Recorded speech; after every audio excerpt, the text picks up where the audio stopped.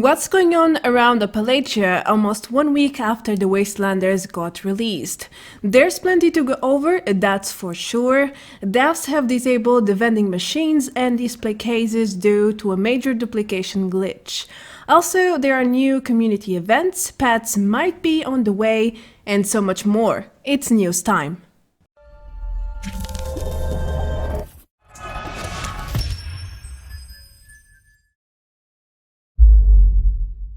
Hello everyone! Welcome back to another Fallout 76 video.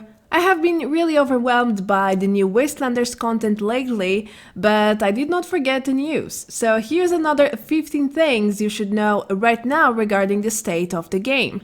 There's a lot going on, there are dozens and dozens of relevant posts on the forums and over Reddit, so I had to do a very tight selection for this video. As usual, I will try my best to keep you informed by covering the most important topics right now, which includes a huge duplication exploit, a rumor about stash and inventory steal hacks, pet companions may be among future content, and several community events are about to happen, and which one of them is going live later today. There's also new game-breaking bugs and other glitches that are frustrating players and helping cheaters getting the upper hand. Moreover, the new Radiation Rumble event can also erase your weapons, and the next patch is coming in May. Well, that's just a few things that I will go over today, so let's get straight to the point, shall we? You probably noticed that your display cases are not displaying anything at all, or that you can't add any new items to your vending machines either, maybe even both. At first, I thought my display cases might be bugged, but that's not the case here. There are no bugs involved. These two camp items were disabled for the time being. Why did they disable them? You may be wondering. Well, it's because a major duplication glitch was discovered which involved these items. As such, Bethesda disabled them while they figure out how to fix it. The hotfix should go live next Tuesday, April 21, as stated by a community manager. Until then, the vending machines and display cases will remain disabled, so be patient. It's for the best, at least. Cheaters can't exploit any longer using this specific glitch, and that's already a plus, in my opinion. Another issue that has been worrying a lot of players is a supposed bug or glitch that allows cheaters to buy any stash item through vending machines, even those that weren't for sale. That sounds like a stash inventory hack to me, honestly, and that's scary as hell. But don't you worry, this is not true, it's just a rumor based on a display bug. Some players may see it, especially on consoles, but that's about it. You can see items you shouldn't be able to see, but you cannot interact with them. Several data miners have confirmed this supposed glitch is a false rumor, and I feel like a lot of people still believe it's true. I received a lot of comments and messages about this matter in the past few days. I also thought it was true for a little bit until I asked around. But thankfully, it is not true. So feel free to head back to Adventure servers. It's very unlikely that anyone will steal your stash. I'm saying unlikely because new glitches and hacks emerge almost every day, so today things might be fine, but who knows about tomorrow, right? Now, some exciting news for everyone who's a huge fan of companions and tamed animals. It seems like pets might be part of future content for Fallout 76. Some players in PlayStation 4 were able to see new pet emotes in the Atomic shop. They didn't work as obvious, but it's a clear hint that pets are part of Bethesda's plans. I mean, why else would devs create several pet emotes then? Also, in other Bethesda games like The Elder Scrolls Online, there is an extensive pet system, so it makes a lot of sense that we get pets for Fallout 76 at some point. For now, we know that there are emote commands, and that sounds really promising.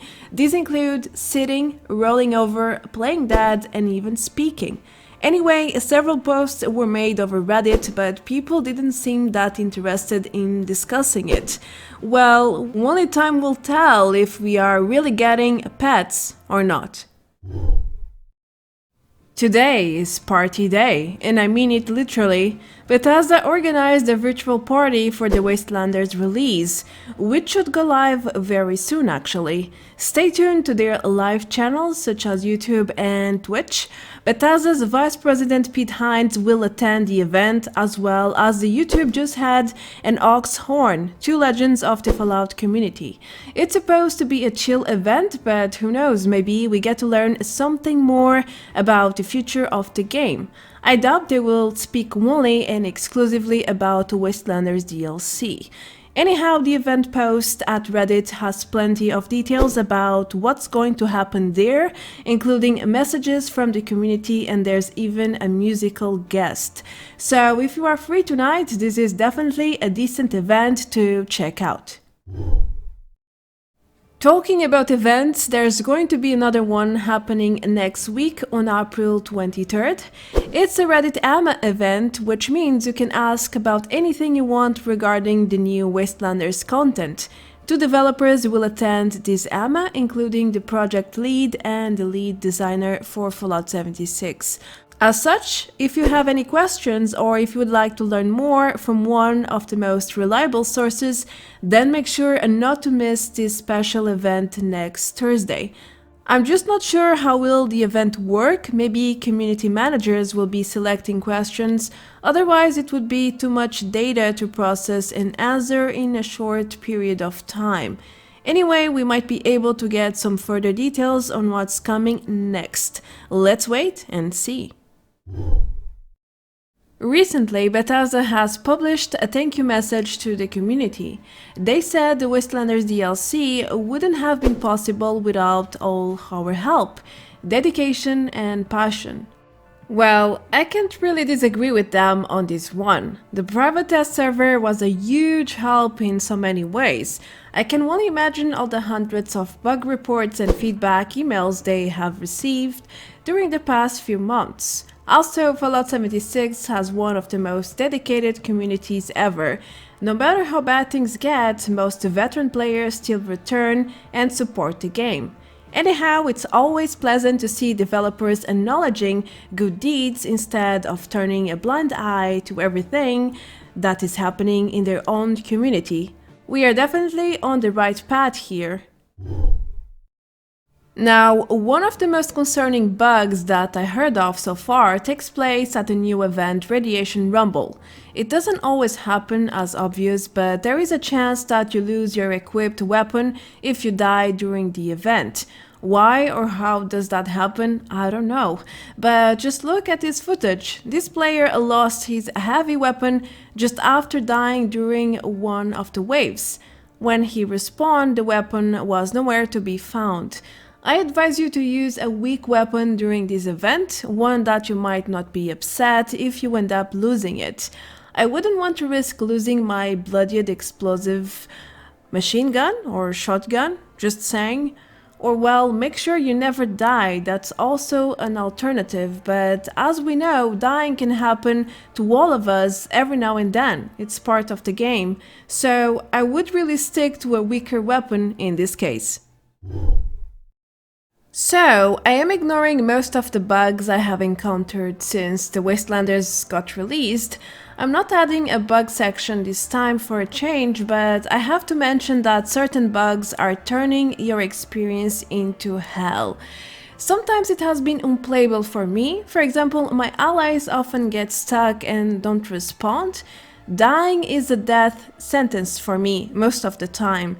Every time I die now, I get a respawn bug, like 100%, and most of the time I can't respawn a second time, which means the only solution is to restart the game.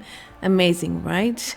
Sometimes it even says I am over-encumbered when I die, which is not the case. Then it prevents me from respawning altogether. It's a complete mess, and I had to restart several quests because I died.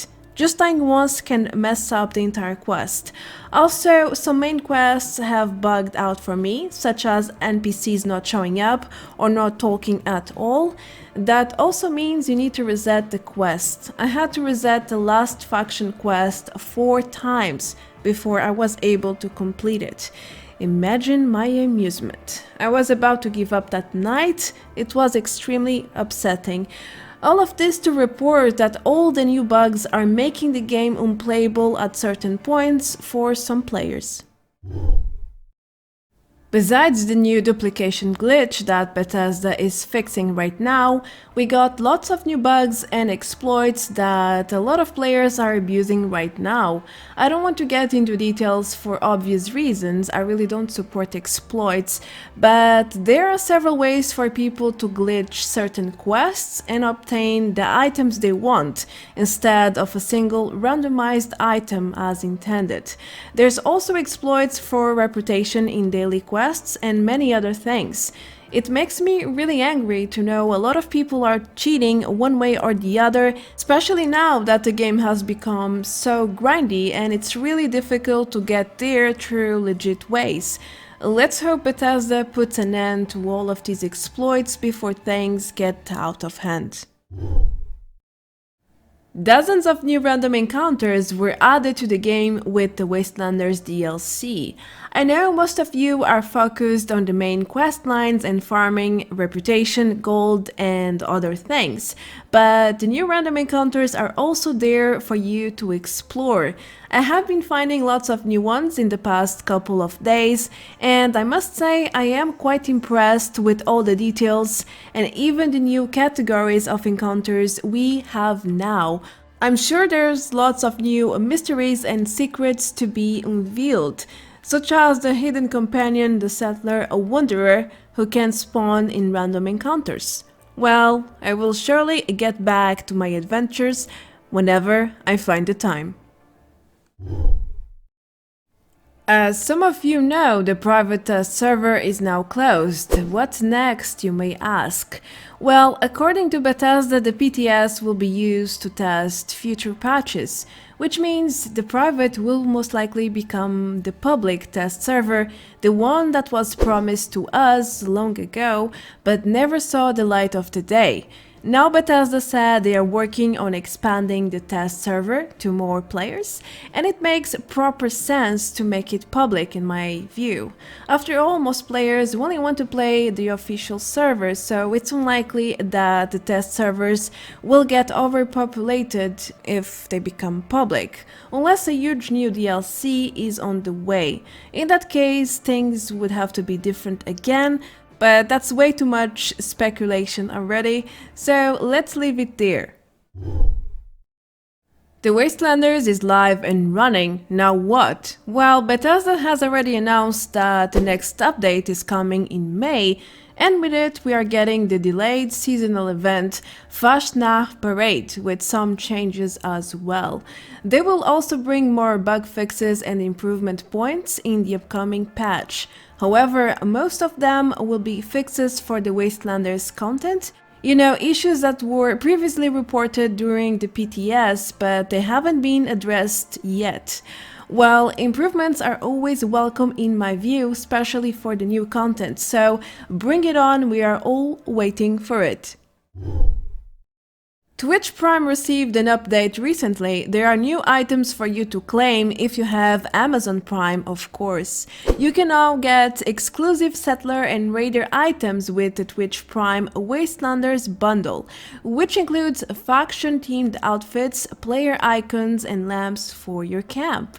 You can grab this bundle until May 15, then it will be gone for good. If you are new to the system, then keep in mind that you need to link your Bethesda and Twitch accounts before you can claim the bundle. Bethesda has also extended the deadline for linking your Bethesda account with your Steam account. You have until April 28 to link both accounts and claim several prizes, such as a free Steam copy of Fallout 76 if you already own the game in the Bethesda's client, and the Classic Bundle 2 with some free games. Make sure to do it before the time runs out. You hardly have anything to lose here, so why not? Lastly, the new veteran outfit is now live and it's called the Mountain Scout outfit. This cosmetic was announced as a small gift to veteran players who joined the adventure back at the release day and were still active right before the Wastelanders DLC went live. Now, to know if you have unlocked it or not, head to an armor bench in-game, of course, select the outfits category and look for the Mountain Scout outfit. If you don't see it, then it probably means you didn't meet the requirements for it to unlock, or there may be a delay. That could also be possible. Make sure to craft one and, well, enjoy it. It looks pretty decent actually. I like it very much. There's so much going on with Fallout 76 right now, it's crazy. I tried my best to provide the most relevant news here. I hope you found the content useful. That's it for now, but I'm sure many more news will be live once I'm done publishing this video. That's how quickly things are moving in this game right now, and that's not necessarily a bad thing. I'm looking forward to see what happens in the event taking place today. Anyway, my Easter event is about to end, so make sure to submit your entry before it's too late. Join my Discord and find out about all the details there. Thank you for watching. I am Marta Branco. Leave a like and subscribe if you enjoyed the content. Also, you can support me even further if you want. The links are right below the video. So I will see you guys and girls very soon in the next one. As usual, take care. Adeus. Bye bye.